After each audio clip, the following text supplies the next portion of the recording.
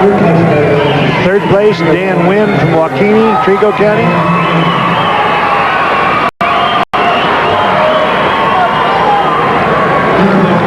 Runner-up from Ellsworth, Jason Bach.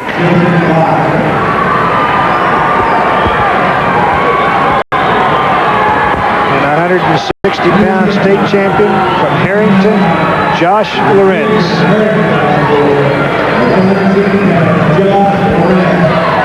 At 189 pounds, we have a couple of seniors battling it out. Tyler Krein, a first-time state qualifier, really got on fire, rolled all the way into the finals with a 9-2 win over Daniel Miller. Lance Fabricius, he comes in after winning over Seminole, Minneapolis, a 5-2 score. Krein comes in 32-2. He's beaten twice this year by a two-time Colorado State champ, so he's undefeated in Kansas. He upset the #1 ranked kid in the state last night in the semis, and Daniel Miller from Rossville. Fabricius comes in 26-5. He's lost to Van Eaton from Stockton, to a boy from Douglas, a kid from Nebraska, and to Krein in regionals. So we could have us a pretty good match going here. Fabricius, of course, not an unknown name to the wrestling world. Krein actually is not either, up out of St. Francis. Well, sir, I remember that name when my older brother was in high school. Fabricius was second last year at 189, and he's got the takedown here. Let's go ahead, 2-0. And he's now working on some near fall points. He's got that old-fashioned half Nelson in, and he's now switched off from that. One thing he knows is you want to get Krein before he gets on top, because Krein is tough from the top with that cross-face cradle. He's really got that in there. He's now slipped loose. It's amazing that he was able to avoid near fall points there. The score at regionals between these two is 4-2. There may be something similar here tonight. Of course, we've had our share of close matches, that's for sure already. Yes, we have. Fabricius is coached by Wyatt Frayling over at Waukene. He's been there several years and has built a very high-quality program there. 35 seconds remaining in the first period. Still just 2-0 for Fabricius over Krein. Krein in the bottom position, wearing the green. Fabricius, just been warned for stalling, is wearing the gold, white, and purple. Called for stalling because he wasn't coming out to the side to apply that pressure. He was staying right on top. Krein, of course, trying to get some hip movement in there so he can get a switch going. Not able to do that. 15 seconds now remaining in the first period of action.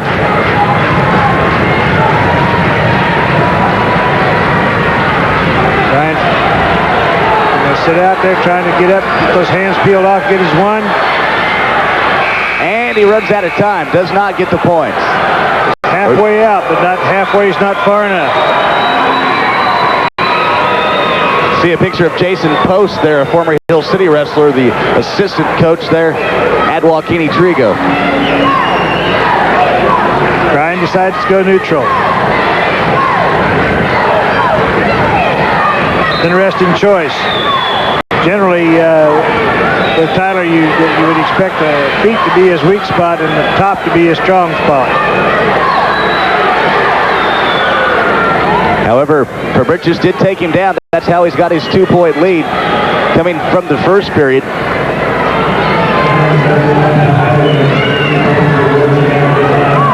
A minute 35 remaining in the second period. 189 pounds. Tyler Krein, a senior of St. Francis, takes on Lance Fabricius, a senior from Trigo County.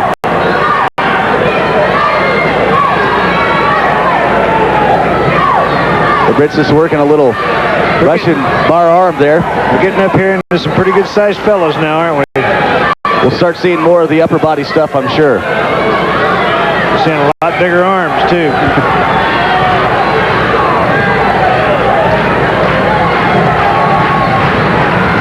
Krein has somewhat of a missed shot there, slips off the side, does give up 2 points to Fabricius, who now leads 4-0 with less than a minute remaining in the second period.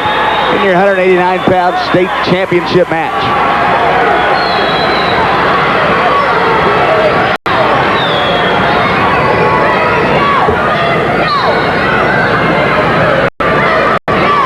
I've always said, coming into a situation like this where you've wrestled each other before, you're better off if you were the one that lost last time.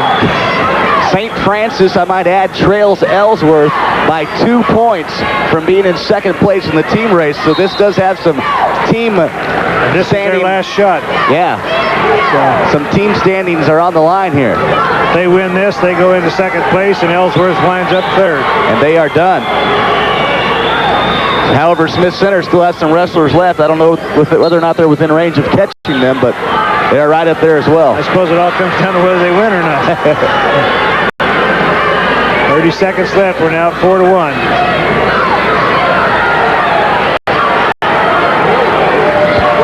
Crowds getting into it more and more as we near the end of the second period here. 4-1 the score. Prine trailing for Britches.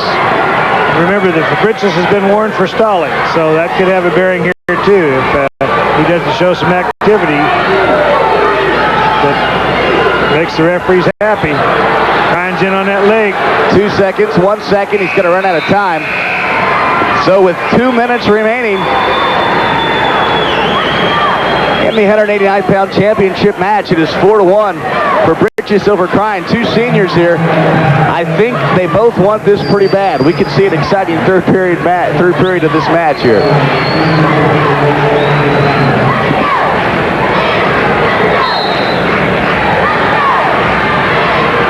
Crine's on top. Got that head and arm.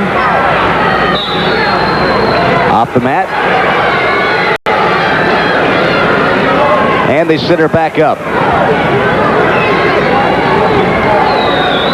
Got a lot of coaching going on in the corners right now. This is an important match for both of them. Yes, it is. Trigo moves up a space if they win it. They go past Oakley. And we just get an escape as we go off the mat. It becomes 5-1 for Britches, leading Crine. Minute 39 remaining. Crine goes in deep. Crine going right after it. He realizes he doesn't have a lot of time. He's got several points to score. He's in again. He's working that head and heel ankle pick.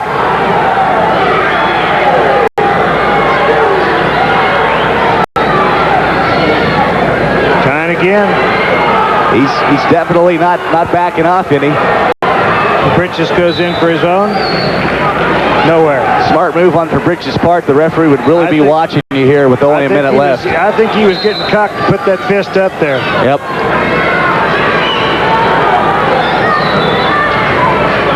Smart move on his part just to leave that planted in the back of the referee's mind that he did make a shot, did make an attempt there. Crine goes in deep on a fireman's. And scores it. 5-3 now. 5-3. Less than a minute remaining. 56 seconds. Going for that cross-face cradle. That's his specialty. That's the St. Francis cradle, the outside one. Larry Gable gets excited over in the corner. Jason Post. Got all the pressure in the world, and he's still smiling. And Wyatt Freling expressed their concern. And we get another. Escape. Crine goes back in again. Boy, what an exciting match. Off the mat. 44 seconds remaining. 6-3 for Britches does lead.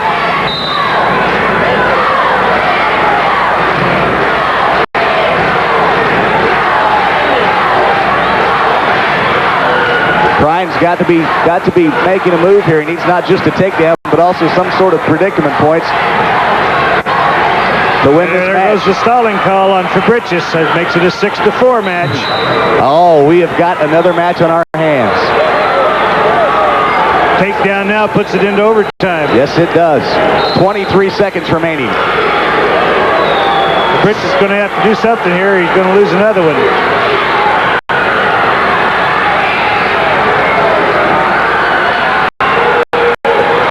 Still got that block in there and backing off. Crine's still working at it.